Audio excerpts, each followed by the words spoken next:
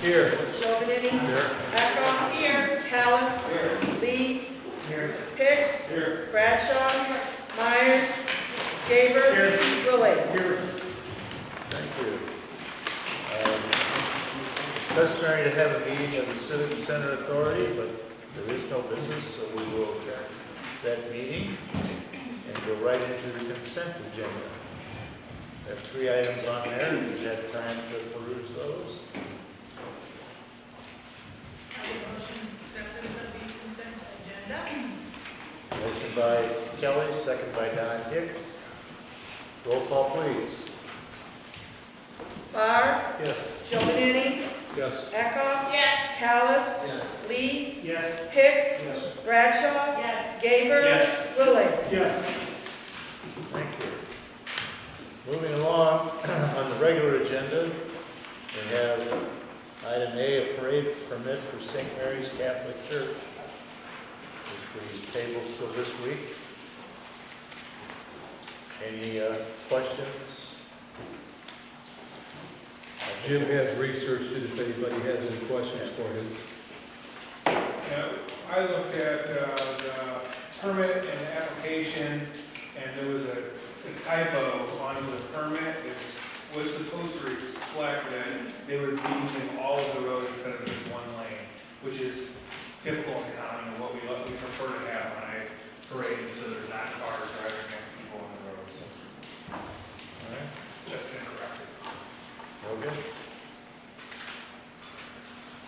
Any other discussion? Do we have a motion? Motion by Jamie. Seconded by Kelly. Roll call, please. Chauvinetti. Yes. Echo. Yes. Callis. Yes. Lee. Yes. Hicks. Yes. Bradshaw. Yes. Gaber. Yes. Willie. Yes. Barr. Yes. Thank you. Next, we're going to have a little presentation on community enrichment. Liz, are you heading that program? I am, although the community entertainment sounded like fun. Obviously, yes. Thank you for having me speak tonight on this. I just wanted to give a quick presentation on what we're looking at for our department as far as where we're moving in the future. So to begin, I wanted to discuss our workflow. So I'm going to give a really brief history of what the tourism department has been to Pontiac. So as most of you know, Betty Estes started back, I don't even know what year actually, part-time, literally chasing down buses, putting out a red carpet, inviting people into town, and she was able to grow that to where we have the museum, and then it turned into the whole complex with the Livingston County War Museum as well. And then when Ellie took over as director, when Betty retired, there was exponential growth within that area. So we went from 4,000 people, I think the first year that the museum was open, to typically around 28,000 visitors pre-COVID. So we had some pretty huge growth in that short amount of time. I was very lucky to have been hired on part-time myself in 2013. I worked in a lot of different capacities at first. I worked at a museum, I helped with tour groups, I did lots of different things, and as things do, my role continually evolved. And eventually we opened the space here, and in 2016 I did become full-time with the tourism department. But what I kept noticing was a lot of the things I did while they were tourism were actually more community-driven projects. So I would say that this space, although it's a benefit to tourism, it definitely is community-driven. I would say, as we worked through the heart and soul process, that was about community engagement and learning what was important within our community. Even more recently, the concert series that we worked on, that's definitely, again, while a benefit to somebody visiting town, it's definitely a project. So, not to bore you with all the specifics, but as you guys know, we've been working as a community development department since 2017. It consists of Parks and Rec, tourism, and administration, and we work on a lot of these projects together. So, when we found out that Ellie was leaving and I had my first sit down with Bob, Carl, when I was Bob, I was talking about, I got up and I started drawing with this vision of what this department is. So while, we're funded through hotel tax, people that stay within our city, there are all these other things that we're doing too. And I felt like it encapsulated so much more than just tourism. Although, as we're going to take a look and see, tourism is actually a very, very big part of what we do as well. So I propose to name this department Community Enrichment. I like this because I feel that this is actually a big part of what we're doing. We're enriching our community, and we're doing that through two different sides. The first side is the economic development side. We've long looked at tourism as an economic development tool. We also have some new economic development initiatives that we're working toward. But we'll talk first about tourism, just for that little bit about what we do in that aspect. We have our museums and attractions. Everyone I know is very familiar with those museums, but we have 4 museums. We have 6 exhibits. We have various attractions, our art cards, our murals, all the things that happen within our town. Those actually, it takes a lot, surprisingly. We have the management of those museums, so the management of the collections, the management of the sales, the management of inventory, those sorts of things. We also have staffing, so all the museums and all the staffed attractions, they need people to be there working, knowing what they're doing, properly being trained, all of that good stuff. And then we also have partnership organizations. So each one of our museums, we have a very unique relationship with an organization. So that needs some attention. Next up, we have groups. Groups are a big part of what we do when it comes to our tourism package. In fact, I just got back last week from my first in-person sales trip. It was pretty exciting. My third person told me I had a great sales pitch, which was awesome. I was excited. So the tour groups and the tour operators that bring groups here to town, those are sales relationships. Those are things that you have to work on. So you have to do the sales, and then you have to do the bookings. From those bookings, you have to plan what they're going to do while they're here. Some of them are, as we know, short, 2 hours, quick in and out. But some of them, for instance, we have the Ride Illinois group coming. Part of them are staying in hotels, part of them are camping in a park. There's going to be 250 bicyclists here in town. That's a lot, and it takes a lot of planning to figure out what to do with those people while they're here. And then there's also these niche travelers. So maybe not a group, maybe not a tour bus, but there's a niche traveler. There are people that are looking for the agricultural things that we have to offer in our area. There are the motorcycle clubs, the car clubs. We've been working with quite a few car clubs already this year. We have a motorcycle group coming this summer. The 66 travelers, which, as we mentioned, it's only going to continue to increase and increase, especially leading up to the centennial. And then the heritage, the heritage traveler, the person that's looking for that historic learning experience while they're traveling, and then also conferences. I know we've talked about some conferences we have in the works. We do have one coming in October that we're pretty excited to be the host city for. And then there are all these external relationships. I just like to bring this up because this is something that Ellie really, really cultivated, and it's something that I really plan on continuing and helping to keep those going. So I'm going to just go through a list really quick, and this is not an exhaustive list by any means, but the Illinois Route 66 Scenic Byway, the Illinois Route 66 Association, the Society of Builders, the Illinois Office of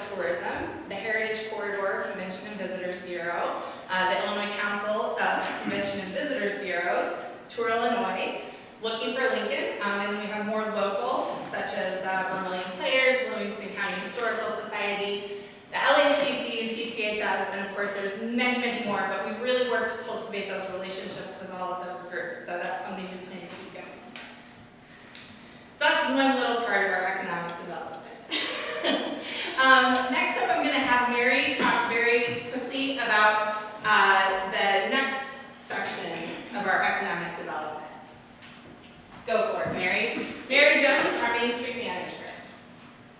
So we are not new to Main Street as a concept or as a practice. We have actually had a Main Street program in Pontiac since 1988 when Proud formed. They did a lot of really great work over the years. In 2014, they got Pontiac named as the Great American Main Street Award finalist, which is a very prestigious award in the Main Street communities. However, in 2015, Illinois Main Street, the state program, lost its funding. And with that, Proud sort of started to see not only opportunities for it to grow in the community. And in 2017, they actually had to close their storefront. In 2017, also, we launched the Heart and Soul program, where we reached out, started talking to the residents in the community about what they wanted to see in the community. In 2018, Illinois Main Street relaunched the state program. In 2019, we applied. And in 2021, we gained affiliate status as an Illinois Main Street community. And we are currently working towards accreditation to become an accredited community. We took the information from Community Heart and Soul, and we have been working with the downtown retailers to craft our mission statement and vision statement. The mission of downtown Pontiac is to preserve, promote, and enhance the historic downtown district and to create partnerships that stimulate economic growth throughout the community. Their work that we're doing is driven by that mission statement and that vision statement, but also the 4 points of Main Street: organization, promotion, design, and economic vitality. Those 4 points have been the core of all work in the Main Street program since 1988 when Proud was formed. More recently, Main Street has also started adapting transformation strategies, which are a more detailed guide to your work plan, to what you want to see in your community. And again, we've based these off of the information that we gained from the community residents and working with our downtown retailers. The structure, we're working on setting up an advisory board made up of business owners, property owners, and community members. We have a retail committee, separate from the board, but working with the board specifically to work on their retail promotions and events. And then we have committees within those 4 points: design, promotion, economic vitality, and organization. We also have outside support helping us to create this program and move it along. We were a community navigator, so we worked with businesses to help them apply for the Back to Business grant. And as part of that, we were reimbursed up to $30,000 for our work supporting local economic development. That has actually been expanded. We were not able to get that full reimbursement amount just working with the Back to Business grant. So they've expanded that, and we're still getting reimbursed for the time that we are spending working on specific economic development opportunities in the community. The Back to Business grant applications closed in October, but those applications are still being processed by the state. And so far, $240,000 has been awarded to businesses in Pontiac. We are also, Illinois Main Street is working with the Lieutenant Governor's Office as well as the DCEO to gain more funding for our programs. And we're also, through Illinois Main Street and Main Street America, able to offer educational opportunities to our business owners and also to ourselves. That's a very brief overview of Main Street. That's great, thanks, Mary. And then there is also a little bit more. Main Street encompasses what we consider our central business district in town, which is, go for it, Chicago to Lab and the river to Howard, and all of the businesses on those boundaries. So those boundaries consist of a pretty large percentage of small businesses in town, and of course we offer the support to other businesses as well. But then we also work toward that do that for our partners with the GLC, DC, and the chamber. But I think that all that we talked about so far with the economic development is important because there's this very symbiotic relationship between the two, where economic development helps to grow the community development portion. So just talking about some of the work that we do within the community development, a big part of it is the community activities and events. Taylor, I did not put nearly the exhaustive list of events and activities that we plan, but just to go through some of the things that we do work toward together, we have the Red Carpet Corridor coming up. You all have a brochure in front of you. If anybody has any questions, make sure and ask. Pontiac's portion of that is the Swinging Bridges Arts Festival that takes place the first Saturday in May. And then we also have our Independence Day celebration, which, if you haven't yet, mark your calendars, July 2nd. There are some pretty huge things that are going to be happening for that. We also have worked for the last couple of years on the light up parade, the downtown tree lighting, Parks and Rec. They have some huge events, Fall Fest, Easter egg hunt's coming up. Yeah. And then there's many more that we work on throughout the year.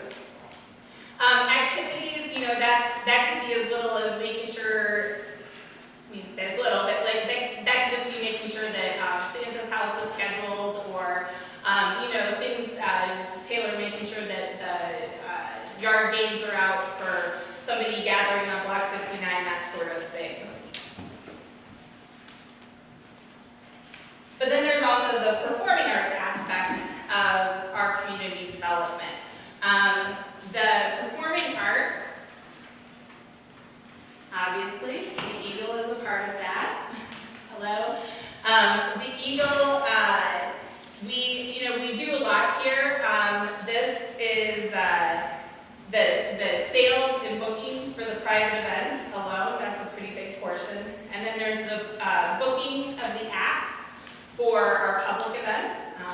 That actually takes a little bit of time as well. And then our ticketing and box office, and then of course the staffing of the events. And as we've mentioned, Eagles been pretty busy lately, so which is exciting. Right now, Mary and I are kind of sharing those duties to try to keep everything going. Another big performing arts aspect of our community development is our Rocky River concert series. More details coming soon, but there is a lot that's entailed in that as well. It's the booking of the acts, making sure that the equipment is there, that the sound, lights, all of that's taken care of, and then of course booking vendors, making sure that we have food for people while they're there. There's the funding, the sponsorships, and the grants that we have applied for, and then of course just staffing day of the event, making sure that there are people there to keep everyone safe and have fun. Then municipal band, we don't do a ton with them, but we do offer some support, and it is a great performing arts aspect here in our community. And then finally our public art, and a lot of that consists of just, I totally did not mean to do that, but that's okay.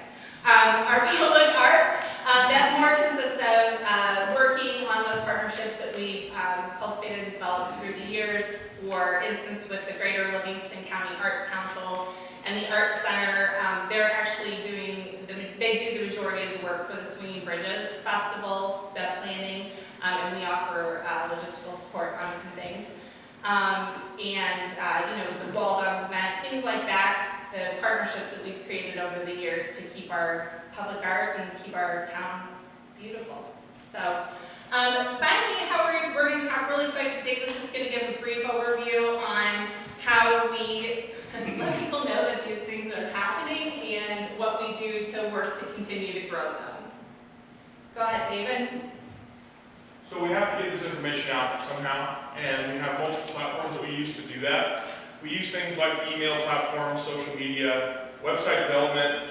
We track data on how those reach different people, how they interact with them through analytic platforms. We print different things. We have digital signage across town and other areas. We also use local media outlets, press releases, and things like that, and obviously word of mouth. And like she mentioned with Taylor, we have an interdepartmental collaboration. We work with several different departments throughout the city to get these things as promoted and in the ears of the people of Pontiac as we possibly can.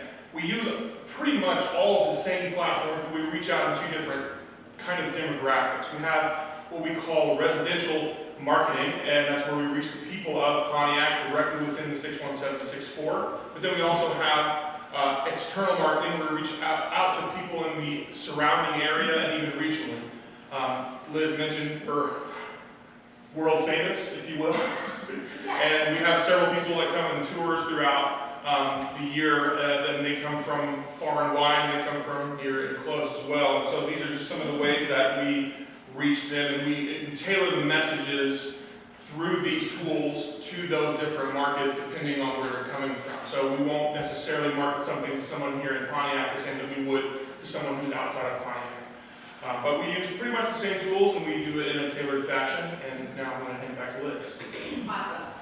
So that is a brief overview of the new Community Enrichment Department. So that's kind of where our presentation ends.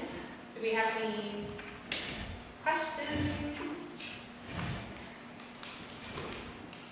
You had a section on there on public art.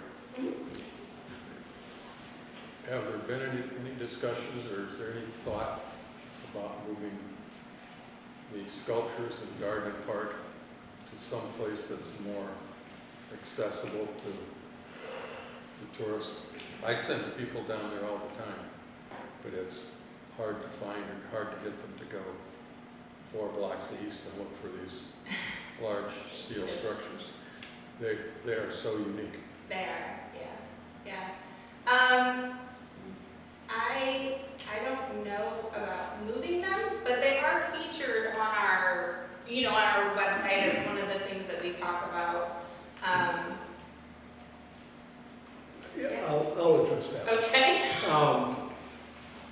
Of course, the Dargan family is the one that donated the sculptures. Correct. And as such, they wanted them in Dargan Park. There were some real preliminary discussions with the family about relocating, not anything serious, but they were pretty adamant that that's where they needed to stay. It's not to say we couldn't revisit that, but the tie to Dargan Park, I think, is pretty strong in their mind. I just think they're so unique. And I know the artists, so I'm kind of tied to them in a way. But I think they're so unique that if there's a way to even conduit people down there, if they could be marked better. I don't know. I think most of the trolley traffic would try getting down there. Well, that would be Exposure. Sure. But to really experience them, you got to get out and read the messages on each of the stones, because that really tells the story of the sculptures.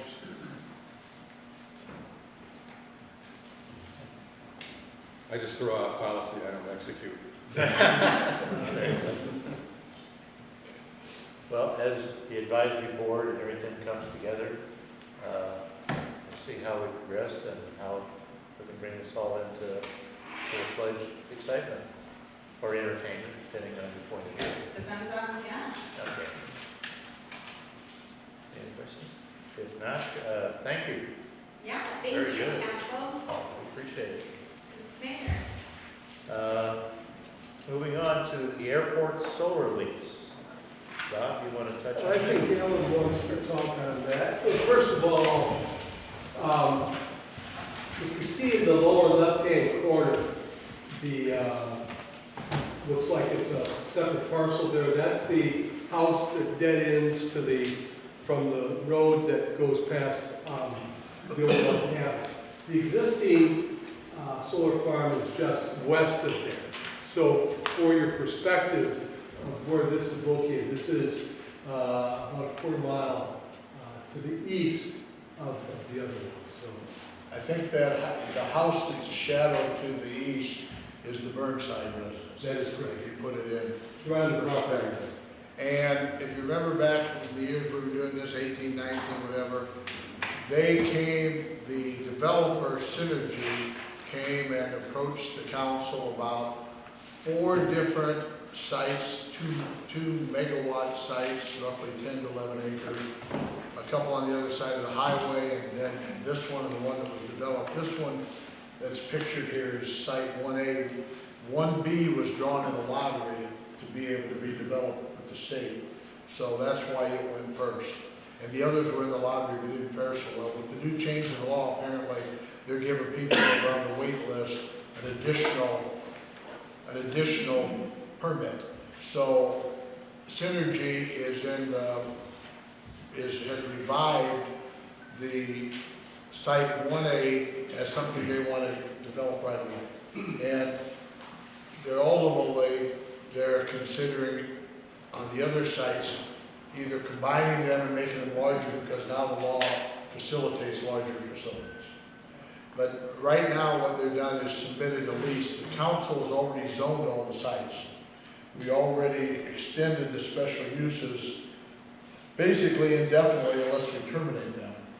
And the lease they've submitted is identical, or from as close as I can tell, the wording change in the tax situation to how the property taxes get paid in that section to conform with the state statute, to develop this site from what the one for 1B that the city's already getting revenue from.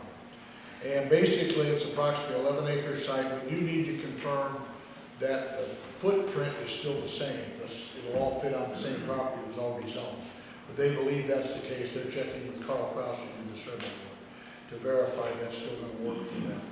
And then the gist of the lease is you've got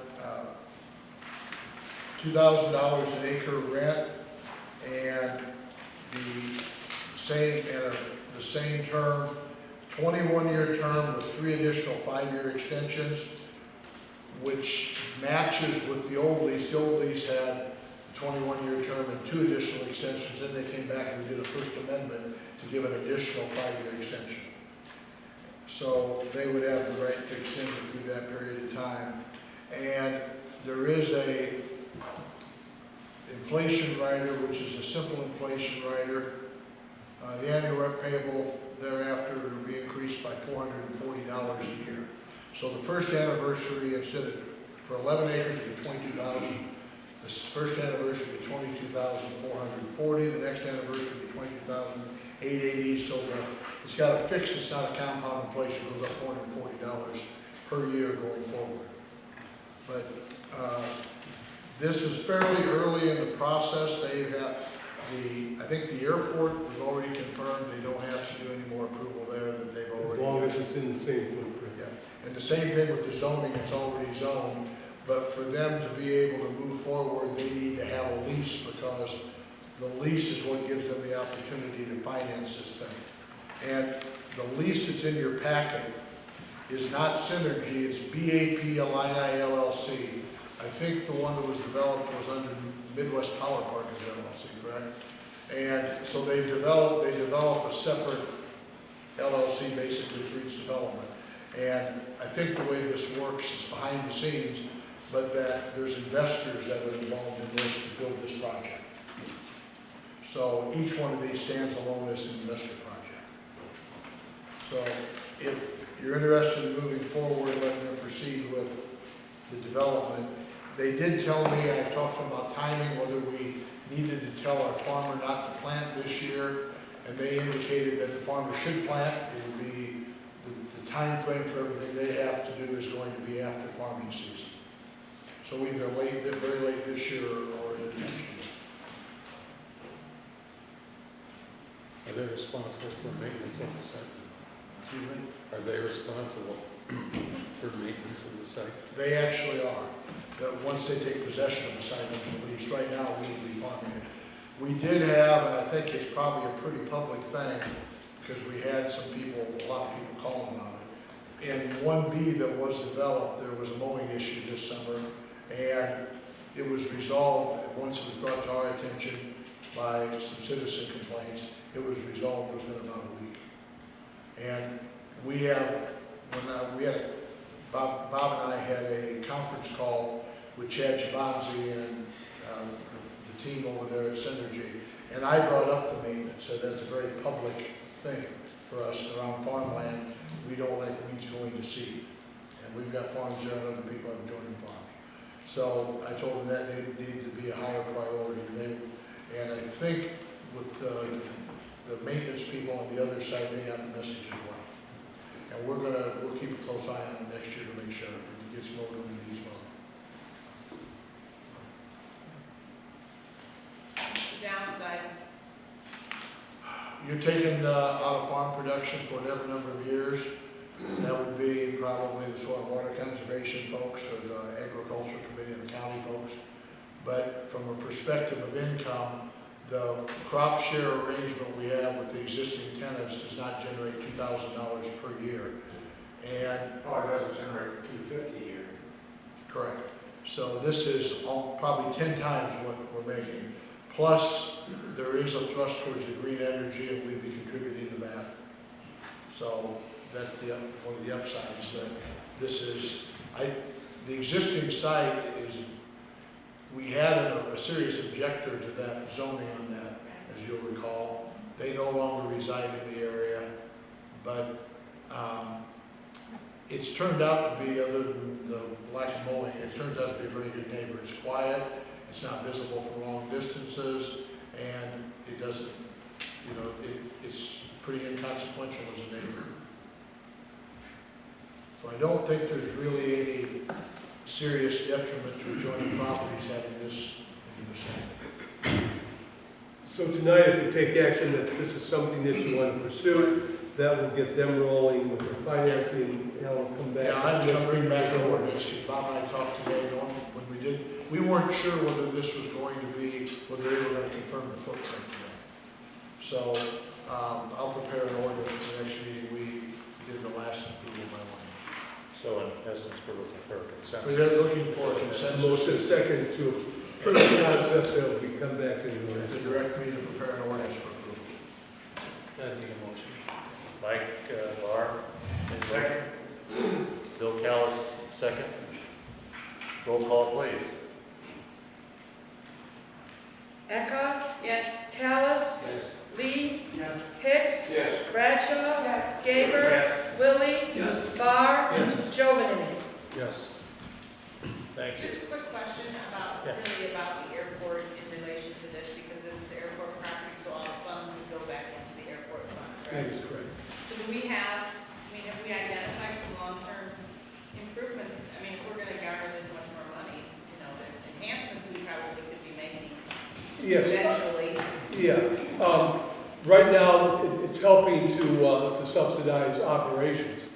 But, every year we go to Springfield and we talk about projects. And we have two on the books right now awaiting funding. One being the fuel farm, which will be very significant. Right. And also overlaying the entrance road all the way in. Both of those are several $100,000. Our match is 10%, and that's the beauty of going through the state funding processes, that we're providing a match. And so, one other thing, Alan mentioned the sites on the other side of the highway.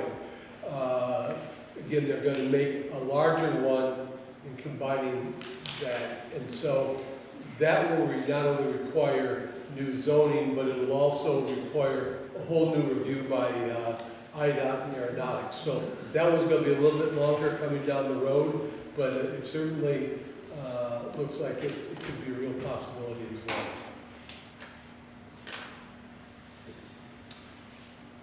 So, got it? Done. Okay, thank you. So we need to move on. IDOT sewer agreement. I see Brian's up here. Fire away. Okay, a few weeks ago, IDOT, well, a few years ago actually, IDOT had contacted us about potential for sewer and where it was located, and if they would be able to take their maintenance yard there on Illinois Route 116 west of the hospital and connect it into our sanitary sewer system. So at that time, Jake and I and Bob started looking at some options of what might be available, came up with a few ideas, and then things kind of went by the wayside. Well, a few weeks ago, they called again, and they're interested in connecting. They have money in their budget that they are setting aside for that project. I met with them a couple weeks ago, and although no exact numbers were exchanged, they are very interested. They'd like to move forward.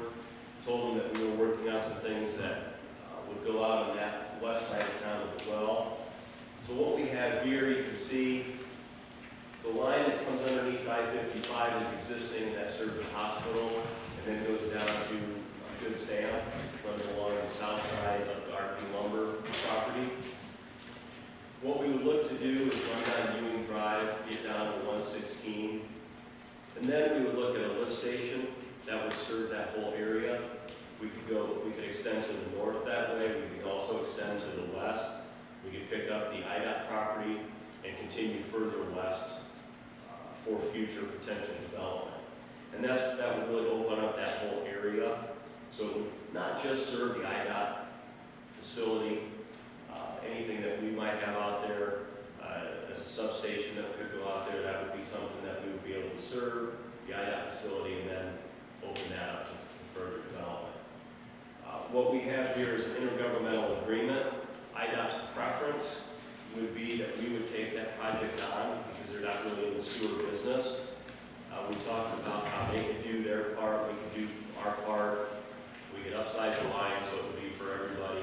But what we kind of agreed to is that if we would take this whole project on, they would contribute financially to engineering, they would contribute financially to the construction of it, and then we would of course take it over and operate that sewer. If you looked at this agreement here, there's some things, there's no specific dollar amount at this point. One of the things that we would want to do is with the lift station, we would probably need to go out for engineering. And if we would do that, we would need to get some numbers on the engineering. We'd have to go through a qualification process to select the engineer. And then also, when they put some cost estimates together, that's when some of these financial numbers would start to come together for what their contribution is. And they would look, they were looking at possibly running a force main themselves or a gravity sewer. So they know that there's some expense here and are willing to participate in that. So we're looking for a motion in principle to proceed. Yeah, I think what we would need to do is go in principle because we don't have those exact. It's like a letter of intent, basically. Okay. Because that's why I know that they're, I'm assuming they're looking at paying the cost that they might have incurred for what it took to serve their property. And if the city upgrades beyond that, it would be, the city would have the extra. Right, so they would be looking at those costs, and we discussed, how we handle our CAPA fees with others, and that would be something that they are open to as well. From the lift station, not necessarily going south. But in principle, it's going to open that entire area for future endeavors that we're all looking at good possibility. So Yeah, I understand you to say that you have to go out for bids to get engineering services. We don't bid professional services. What we do is we go out for qualifications. So we would put a request out. We would set the qualifications that we need, and we would request interested firms that would provide their qualifications. Then there's a scoring system to see that they meet the requirements, and you select the best one based on their qualifications. Because of state funds being involved, that's a process that It's not a bid per se. No, it's different. Like when we have a contractor, there's a bid, and says, this is our price, this is what we will do it for. It's different than that process. We actually don't negotiate cost of services until after a selection has been made. they're sharing the entire, or just from their location to say, So it would basically be from their location to Union Drive. okay, with the possibility of an add-on for their portion of the lift station, which would be pretty insignificant to the overall area served. Is there a lift station in place now? There is not, that would be part of the project. So where that lift station is. So that's a 90. The two circles up there at the intersection of Ewing Drive and 116, and that may change. This is just an idea. There's a lot of things that would go into this before we finalize that location.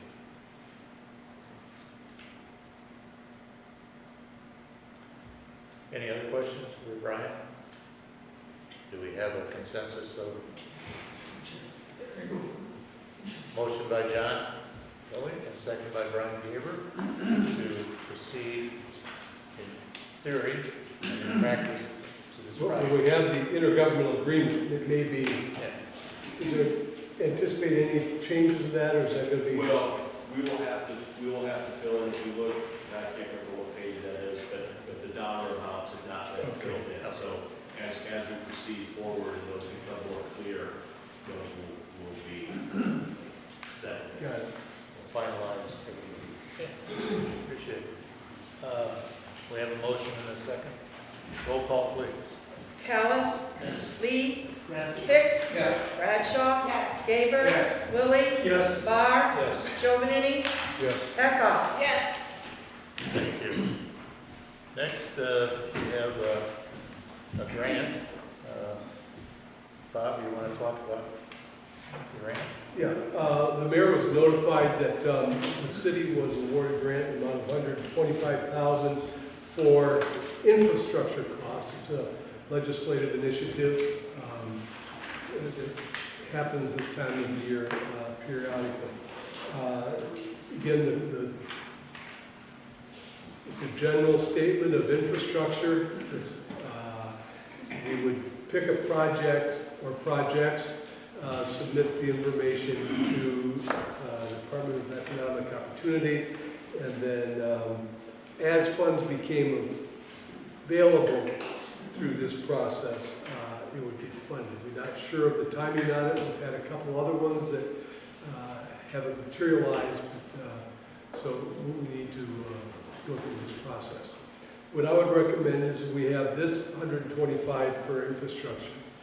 If you remember, as we concluded our budget discussions, we had $300,000 in capital improvement funds that we said, we've heard all of the requests now of the various departments, identified numerous projects, and let's step back, and now that we have all of that, let's prioritize those projects for that $300,000. And then we could add this into the mix as well. So that would be one way of pursuing this. Any questions? We just got to get the ball rolling. If that's the direction, we talked about doing committee work on some of these budget issues or doing another committee of the whole. This is a pretty sizable chunk of money and can really fund some important projects. How much road work would that do? The 125, one block of curb and gutter, maybe. Dude, that's what we're going to see. It'll supplement what we're doing. But if you remember, we had the tennis courts, we had some pickleball courts that needed refurbishing. We had diamond work that needed to be done at the Recplex. We had some sidewalk issues. We had amenities in the parks. So there's a host of things out there that are screaming for attention and that have significant impact. So I guess the question is set up a committee or set up a committee of the whole?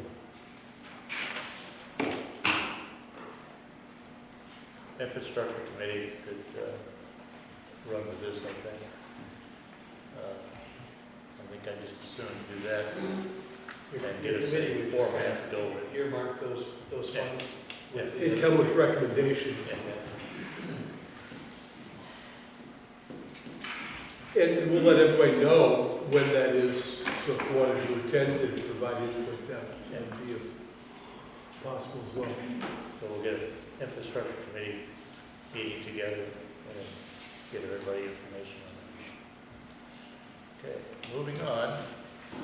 Jake, we have some north side separations.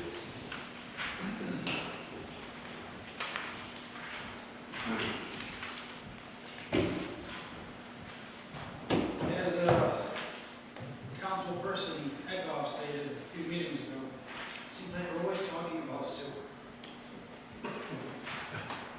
Here we go again. You're always Put it asking, another way. you're always asking for money. We've been discussing separation for over 5 years now. Where are you going? Where are you going? No rebuttal.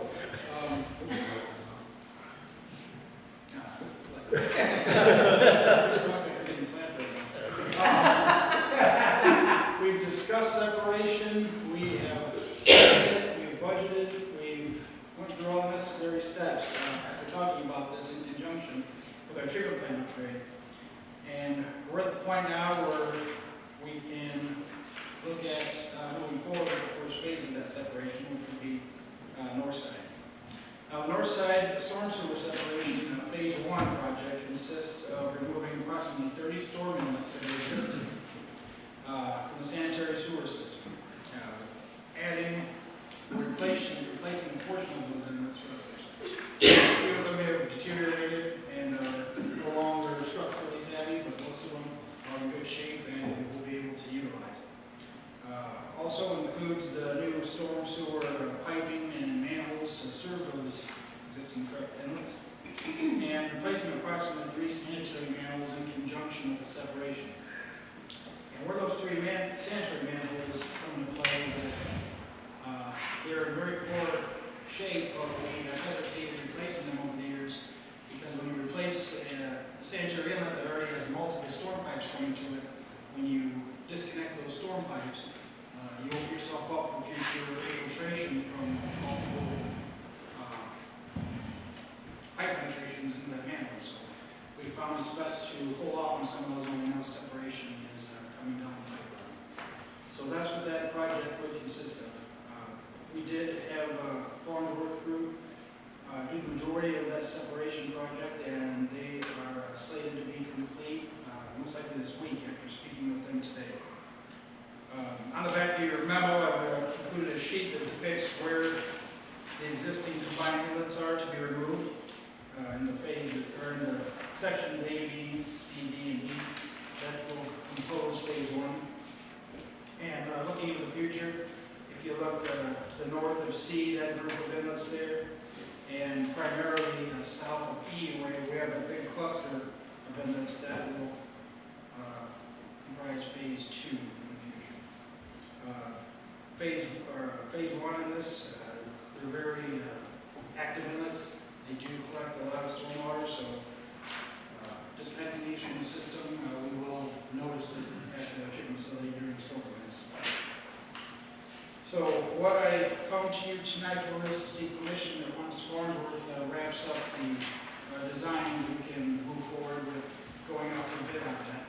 And once we receive bid results, I'll come back to council and mayor for the direction. Oh, goody. What are we looking at here, you think? Price-wise? Yeah. Well, wasn't that long ago, $40,000 to buy me a new pickup, so I couldn't tell you. Lower the better, pretty nice, but Yeah. well, I put it this way, in 2009 was the I grant around that area. We removed about 40 inlets, 45 inlets in the same general vicinity, and we were able to achieve that at $750,000. We push a million, right? Well, we pushed it.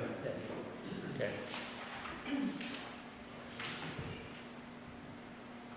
But it's a necessity that we're gonna have to live with, so.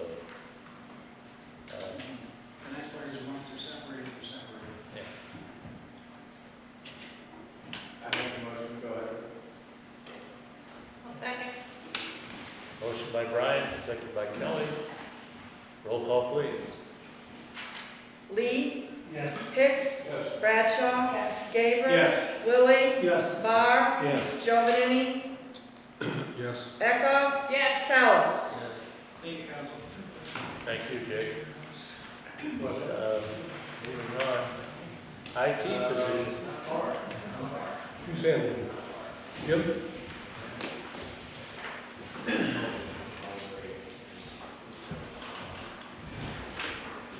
From our previous budget committee meetings, we talked about an IT position, and our committee put together a job description that we felt was accurate representation of the needs that we face with IT. If you look at this job description, it's pretty much a mash of, we looked at communities, most of our comparable communities that we looked at were like Dixon, Rantoul, Streeter, Canton, Taylorville, the ones we typically use, and then we added a few others. A lot of the communities our size, in the same position we are, that they're either looking for a full-time IT or they have a contract type thing that we do now. So a lot of this came from Dixon, who has just moved into a full IT thing, and they have, so looking at what we decided to go with, we call it information technology director. Basically, the department head, we wanted to make sure that if we're starting off with a one-person IT department, that they had tech skills, but also had management experience in running projects. So looking for that. So going through some of the qualifications, we figured we wanted them to have some experience working IT operations and as a lead operator, great knowledge of computer systems. There's a lot of technological terms that I couldn't really tell you what they were. I know that we talked about different layers, our infrastructure, and our internet technology, putting it all together. Knowing networking, there's different layers to networking, so we wanted to make sure we had all those covered. And then we added in to a lot of the systems that we currently use, so that we could, whoever is can look at the job description, have an idea of what they're going to be getting into and what the city actually has. We felt that it was most important, as we've seen some of the issues that we face with IT. We've either narrowed them down to IT not having enough time to get a full project going, or because it is a lot of patchwork, that we're fixing things and not necessarily starting an infrastructure and working out, rather than, if that makes sense. So this is kind of what we came up with for this. If they have any questions on that, I'll try to answer them. Technology stuff. We had addressed residency at all in this? So looking at the way the department head structures currently are, as residency is a requirement, and we didn't address it in this job description because we felt that would be at your discretion. We go through the process, see what we got, Sure. and then bring that to you. We're spending something like $40,000 a year now For one day. for 1 day, right? That's our basic contract. If they go over the 1 day, then we're paying. Right. So we'll be able to find somebody. Not for 40, reasonable, but yeah. That's correct.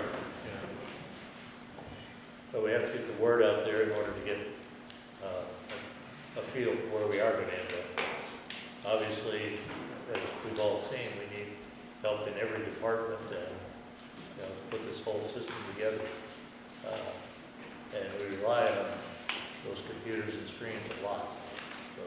Money is in the budget for this, so this is the next step, approving the job description, and then just starting the search. A motion approval of the job description. You got pretty good detail on here, Jim, and committee. Okay, motion by Kelly, second by Jason. Roll call, please. Hicks. Yes. Bradshaw. Yes. Gaber. Yes. Willie. Yes. Barr. Yes. Joanne. Yes. Echo. Yes. Callis. Yes. Lee. Yes. Thank you. Another Jake. Chief Campbell has something to promise. Real quick, council, every time this year, the fire department has an opportunity to go through the firehouse and do a spring cleaning. And this year, we spent a little extra time going through all the shelves to see what's been collected over the years. And as we started to dig through everything, we realized that we had quite a large collection of things that we don't currently use and have not used for a long time.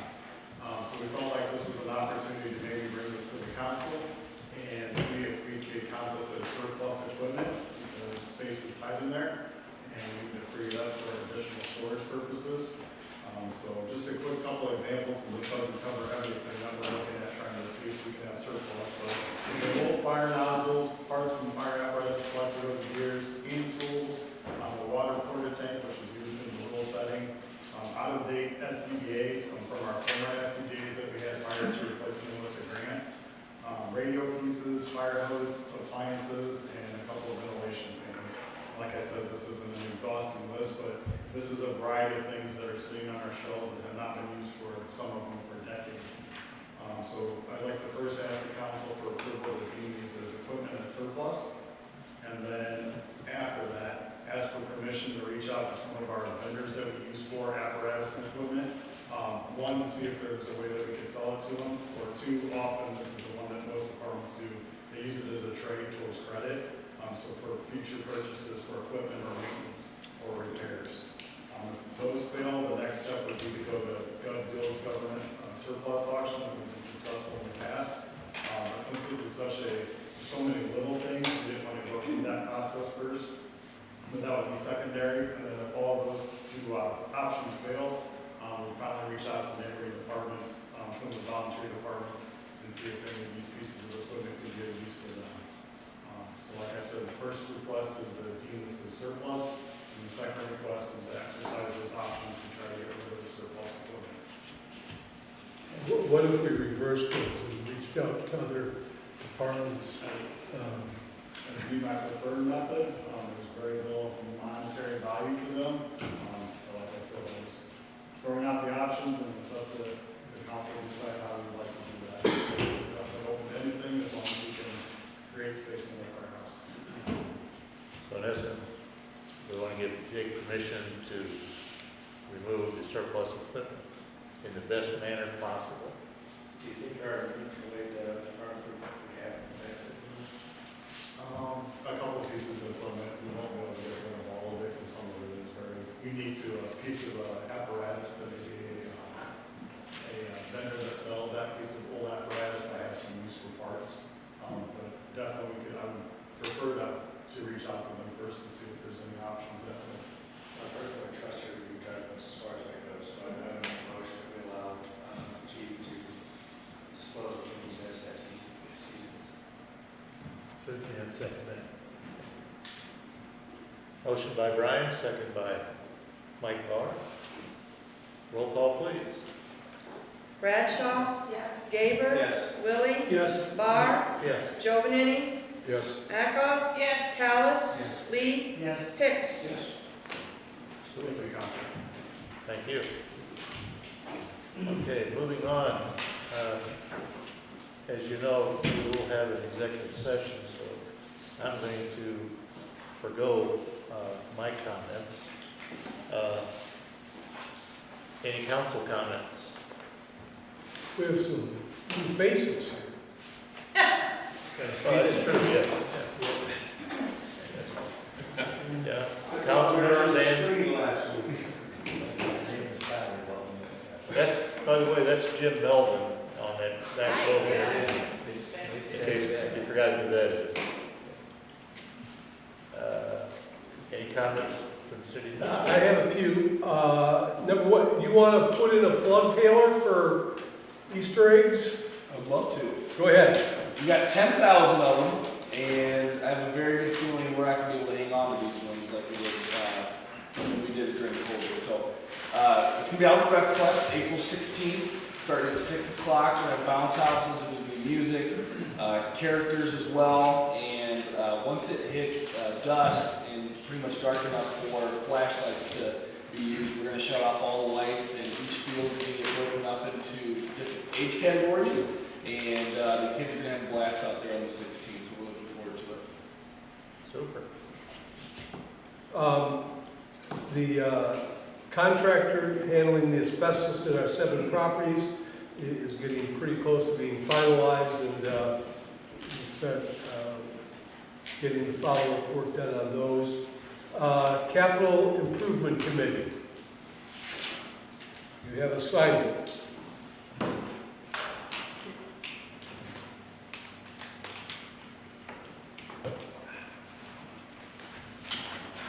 I didn't follow that.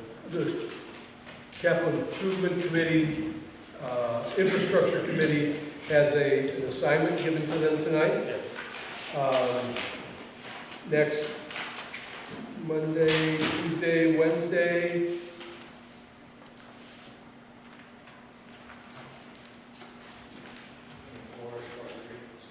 Pardon? Yeah.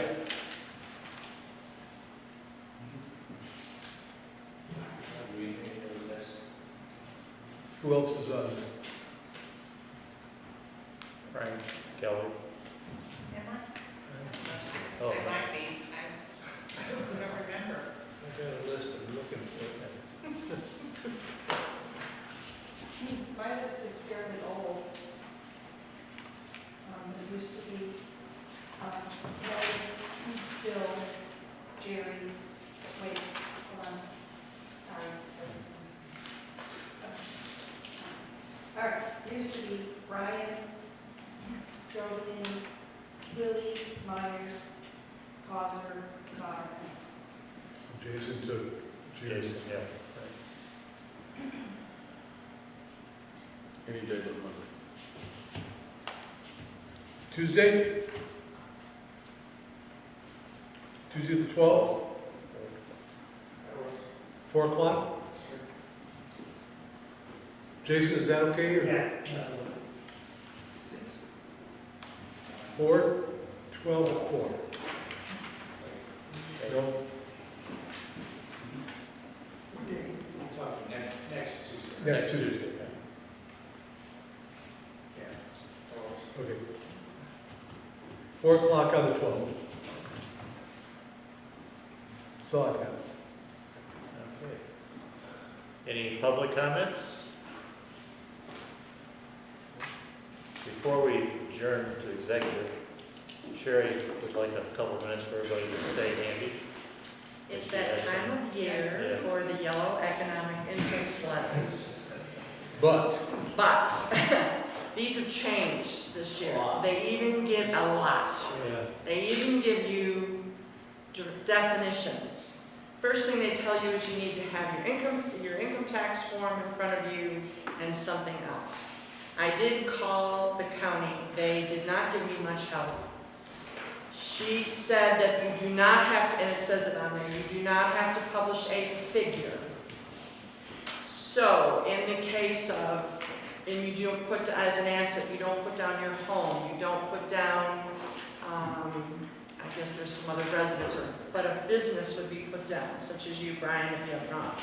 But you don't have to put down what it's worth, or what you think it's worth. It also has a section for stocks and bonds and all of that. I asked for direction on that, did not get it. All I got was you do not have to put a figure on this. I did call the state, and I talked to a gentleman whose answer was, read the code of ethics. which I did look up, and it's about this thick.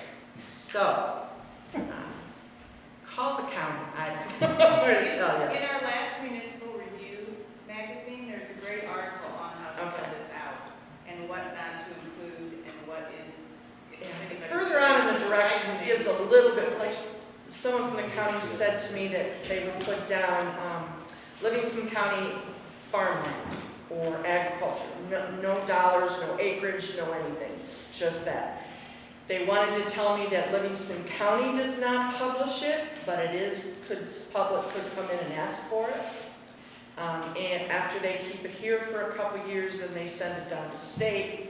And what happens down at state, I don't know. Yeah, it says the act does not require the disclosure of specific dollar amounts or values of financial interest reported. What page are you on? Starting on page 15, not the one that's in our mag, this one that we got last time. I did put copies of the definitions in there. It does help. Like I said, you don't have to list your home, you don't have to list credit cards. Debt, you don't have to, as in a credit card, you don't have, or banking institutions. Any of that you don't have to list. She suggested if you didn't want to list anything, don't, just write not applicable. And that's when the state guy said, read the code of ethics. So I leave it up to you.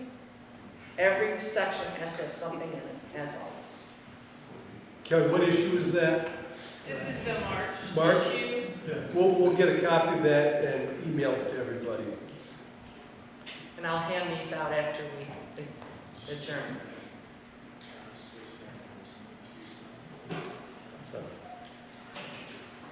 Okay, we do have need for executive session for collective negotiating and property disposition.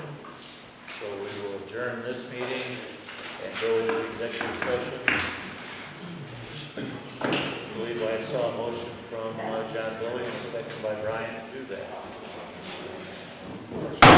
Bill, can I speak, please? He asked for public comment. Yeah. I'm sorry, I didn't understand. You got a moment, Liz. Go ahead. My name is Libby Ahrens. I live at 805 Catherine Street, and I'm here to discuss the residence to the east of me, which now no one lives in because in February, during the hard freeze, pipes broke in there and it's not livable. What I'm here to discuss is the yard, which Dave has tried to help me, Frank has tried to help me, but it needs cleaned up. And I need the city to come together with me, and I'm asking for that.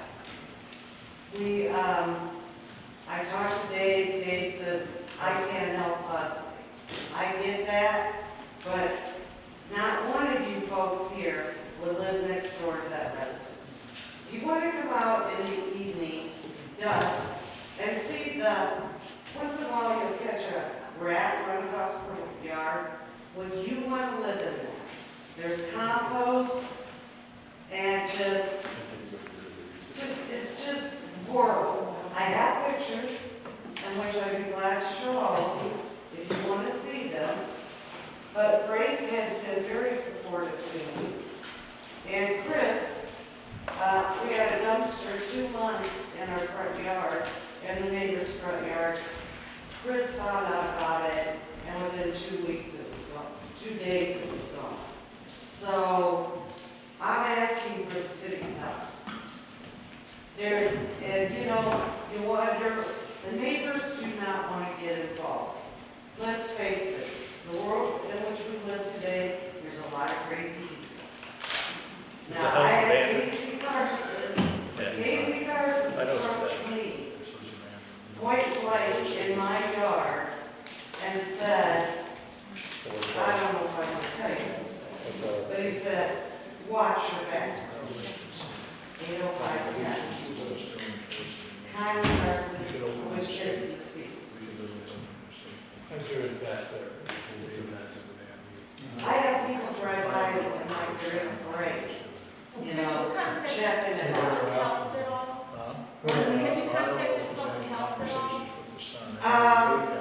Well, I wanted to talk to the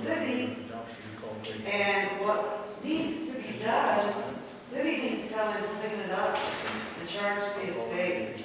I mean, these people have lived this way all their life probably, and they're not gonna take care. But there's a process, it's not as easy as us just going. I understand that, but Well, Carrie, what's well, our I mean, process? I'm sympathetic, I don't mean that in a bad way, but it's. What's our process? Well, Alan could explain. Yeah, I mean, it. the bottom line is, I just found out this past week, and David actually called the dumpster guy and got rid of the dumpster. Yes, and Chris had conversation. Yeah, with Mr. Klein. moved today, right? Just moved 2 days. 2 days. It's going, And, Hooray. Yeah, It was, Casey called me about The- I'm very happy. the owner of the property is deceased, and at this point, there hasn't been any formal activity to probate an estate for her. so That we may- can that spread may be forthcoming. disease, and we can do all If you that. could wait until he finishes, you Yeah. might get an answer you want. Yeah, I mean, the bottom line is, Hold the on. city could theoretically, as a creditor, I mean, we can abate a public nuisance, and we can look at, well, we can actually open an estate, but, you know, maybe a few inquiries of local attorneys, we may find out who represented this person and something going on. And it works better, the court, once we start in court, it's a slow process. I mean, we're talking months or years, we're not talking about next week. I'm not paying taxes and live next door to that. Well, it depends. Joan Bullard said, I said, Joan, a year ago or so, I thought about selling my house. She said, the way that place looks next door, you wouldn't have a chance. No one's gonna live. And we had issues with that house while Connie was alive. Yes. Yes. She used to do the bare minimum to stay out of trouble. And what she did, She- listened So to calls, I called It's her. acknowledged it's a take care of the problem, issue. but it became a worse problem when the owner passed away. Yeah. That became a worse problem because we She technically was don't not have well. a responsible The woman was not party. well. And everything just, no one was there to help her. And I don't think she was let help her for sure. Because Connie was a very strong mom. And, out of respect for her, I'm not gonna discuss anything about Connie. But, I realized my husband passed away 3 years ago. And what went on in our life when he passed, I was still liable if there was any problem. Yeah, and you probably, after your husband passed away, took the steps necessary to do what was ever with your property, to get titles changed over, to get accounts changed over, to make sure the house was in your name or whatever. Right now, that hasn't happened in this case, based on my last week when I was on the phone with Dave, on the local court site to see if there was any proceedings started. So this, one day we talked Thursday. Wednesday. That's the first I was aware of it, Wednesday or Thursday this past week. First I was aware there's a problem, so you've got to give us. Oh, is that a heated discussion with the son? Yeah, and he has had conversation with the son. We're telling And the him dumpster was on he the needs to same be responsible, he needs to be responsible. But he's not responsible. Well, he may not want to be responsible, which may be why he's not doing anything with the estate. But I don't know whether she had a mortgage on the property, whether there's a lender that might have an interest in the property. But no matter what you've got, that property has some financial value. It probably is not to the point where it has zero value. Most people would want to get that, most heirs would want to get that value out of the property. I understand she owns more than one property in Pontiac. So, Yeah, another dump. so most heirs, well, you know, I don't know what the value is, what it appraises for, but and whether that property is totally dilapidated. We have dilapidated properties we've taken over and have demolished. Okay, But I don't know if it's. But not until we've gone through the We process. got to Have to go process through what is that process? Give me the steps. Well, in this case, you know, we don't even have anybody to sue. We got a dead person. You know, we have to get somebody that's an administrator, an executive of an estate to be able to sue them. Her Right now, if I husband did a title search, it's going to show Constance Karstens as the owner. It's not going to show the son as the owner or an estate because they haven't instituted one. who pays the taxes? Huh? Who pays the taxes? The taxes will be paid by whoever the successor in interest is, if they don't pay the taxes, they get sold for the tax. That's when we can. That's when a lot of times we get that. That would be a 3-year process at least. If you go for non-payment of tax, it has to be over 3 years before they go. So we're going to pursue it, but it's not a tomorrow deal. You know, it just can't be. We don't have anybody to sue. We can't even write a ticket and serve it on anybody because there's nobody living there. There's nobody that's entitled. No, I'm not looking to sue anyone.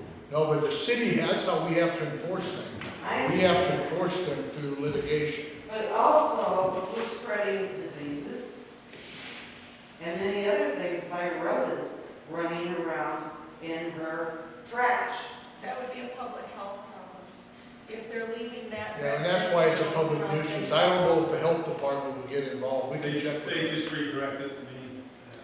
Can we at least? So the bottom line is that's what makes it a public nuisance. And ultimately, we can go in there and clean up. Is it outside stuff? Yeah. Is it all stuff that Chris is going to do? If we gave the kids. Now it's all exposed.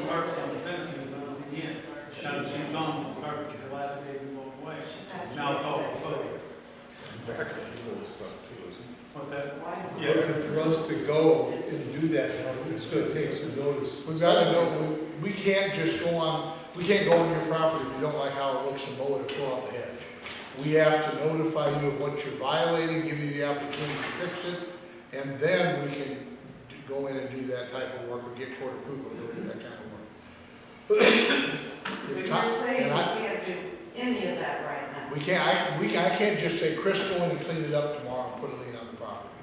We have to go through a process, which is a posting of the property or notice and having communications with who we think is the next heir, the son, and hopefully we can get him to do, either give us permission to do it, give us consent. Once we get consent, we're good. I mean, if he says, yeah, go ahead and do it, we can go do it, put it in the property. Even though he has no ties to the property. Even though his name's not on the deed. Even though his name's not on the property, he would be the next of kin. And I think if he's going to be, you know, Will could give it to a charity.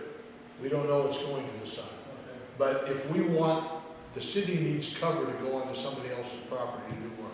If we got the consent of who appears to be, and has he been at the property? Have you seen the son over there? Not very often. Not very often. Because the number was dropped off in January, and it was still there as a week, 2 days ago.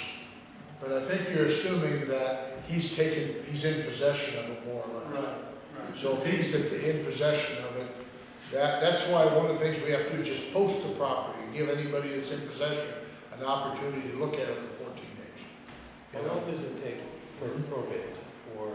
Well, I mean, if the son, if she had a will or didn't have a will, if the son went to the family's attorney and made an appointment and wanted to start that process, probably would be appointed within a week. It's not, we do it every day of the work. It's not a difficult process. It's not a cheap process. There's filing fees in the $300 range, I think, and publication costs are going to be in that $300 to $350 range to get the job done. So the minute you get out the door, you've probably got $750 without considering the legal cost at all. But if anybody, if there's any value there or the person wants the property and just going to abandon it, then that's the step they need to take to get the title clear to them. It's not livable. Well, where was Connie living when she died? Connie, the night that the pipes froze, she was taken by ambulance out of that house. Okay. She was living there when the pipes froze. Have we been able to be inside? Did have been inside, have you? No. So have you been inside to know the condition? Oh my God, no. Well, I assume the water shut off, so it's not just running, yeah. And that's why you have a dumpster that was to remove all the items that were. And we know he arranged for the dumpster. Yeah, he had. So he's But it taking was some in of writing, this. and that's when we had. The Very upset. And the other question is, you know, in a case like that, was the property insured? Did it have insurance for that kind of flooding type of stuff? And whether he's pursued that or not, I don't have a clue. There's a lot, more questions than answers, I'm afraid. But you have people now that are going to see if we can get those answers. And to get the literally, process started. like I say, 3 Well, not business for you, days for ago, I us. learned of it, and I don't know how long it's been on Dave's radar screen, because, Well, I've been dealing with concepts for since. oh, I know we had I Since dealt I've with been here. concerts. Like I said, she's always done the bare minimum to stay out of trouble. Yeah, And I I understand. called her about fixing something, she did it. A few months later, I had to call her, and it was constant. Well, sure, they have a garden out there. Yeah, for the grass, She knows the problem. and one more thing I'd We like don't know to the problem, we don't have a resolution. You can't hear it as a good answer. There's a process, but it's not an answer in the time frame the neighbor wants, for sure. Well, it really, it's But really it, based on the history, we always get it done. Yeah. Sometimes it takes longer than people want, it does get done. You know, So again, no one can actually go in there and knock down the leaves.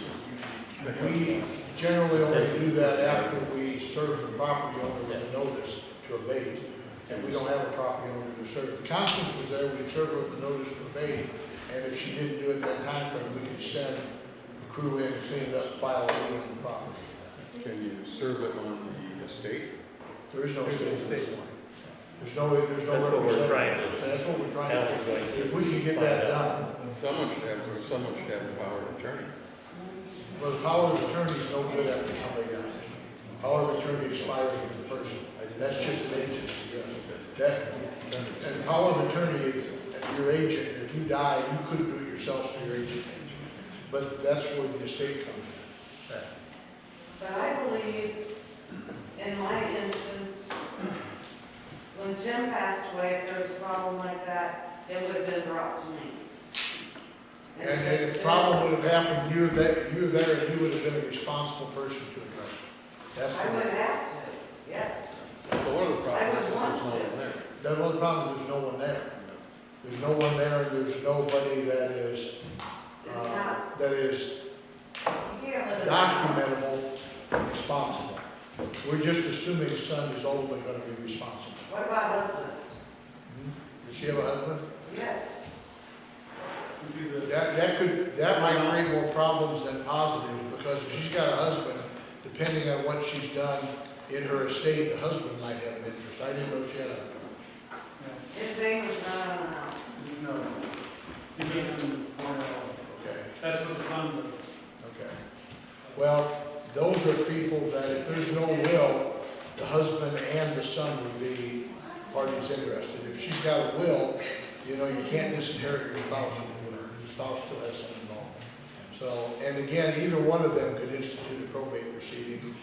If the creditor can institute a probate proceeding. But if somebody's got to decide they want to spend the money to do it. So what's the time frame? At this point in time, I don't know. I don't know what I can find out. You know, if I order a title search, I'm pretty sure it's just going to show Francis Carson. And nobody, and nothing's been done. So, you know, if I can call some local attorneys and see if they know these people. I already asked Brittany to get a chance to check and see if there's a mortgage on the property. I'd asked Dave, maybe I'd Brittany to go to the courthouse to see if there are any mortgages.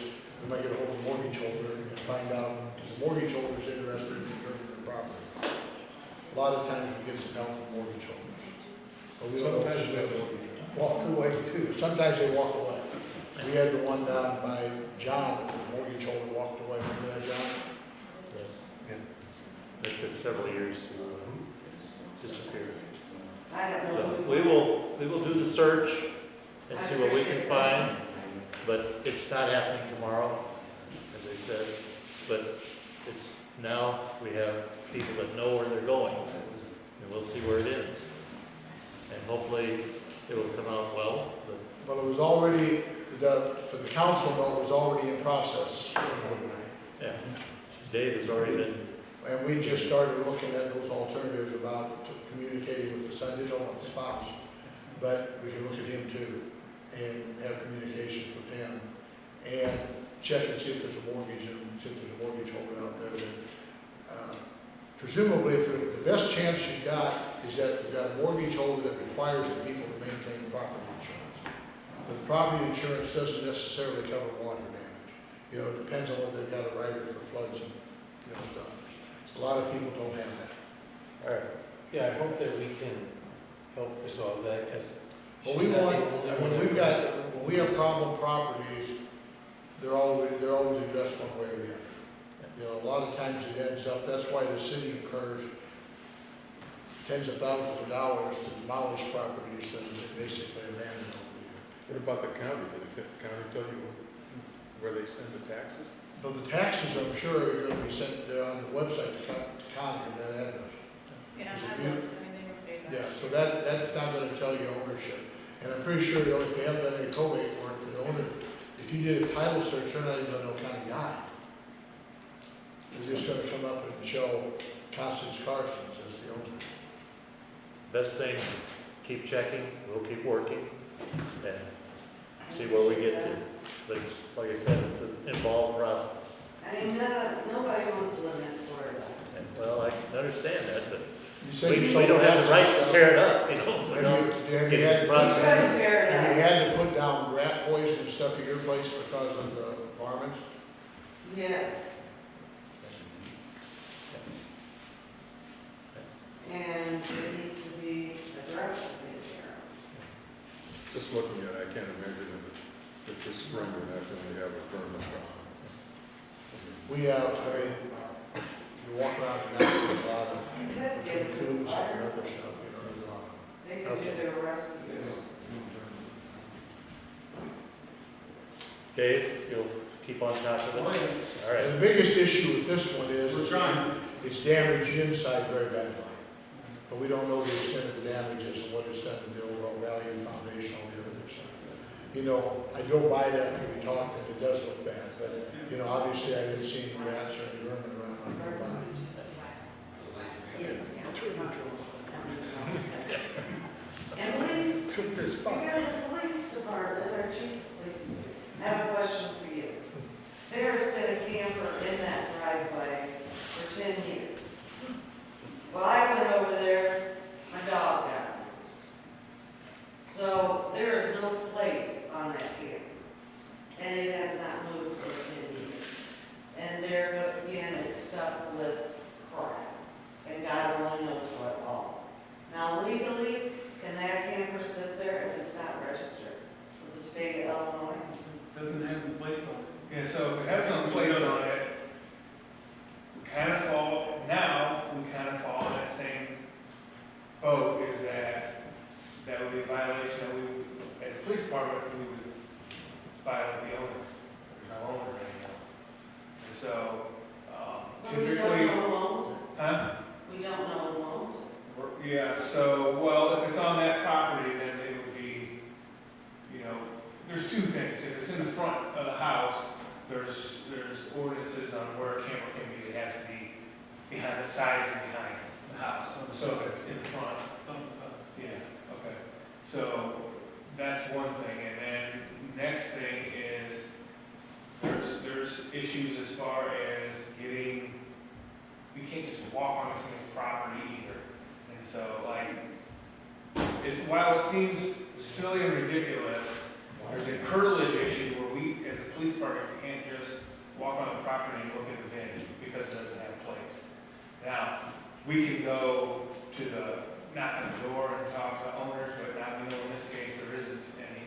And when we find out who owners are, then we can, again, address it that way with them telling us who it belongs to, or maybe it belongs to Cape County, I don't know.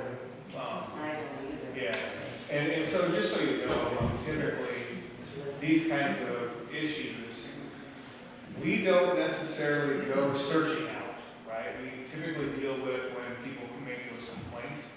And so, let's say a year ago, when the county lived there, somebody made that complaint about the no place on there, we would go talk to them, and either then they'd have to plate it, or we put a tow sticker on it, we'd remove it from the property after 7 Could you days. address it, Could you address it to her resident? Again, it's going to determine on whether he has an interest in that property, if that's his or not. This is a companion issue to the overall state issue. That's a state thing. Yes.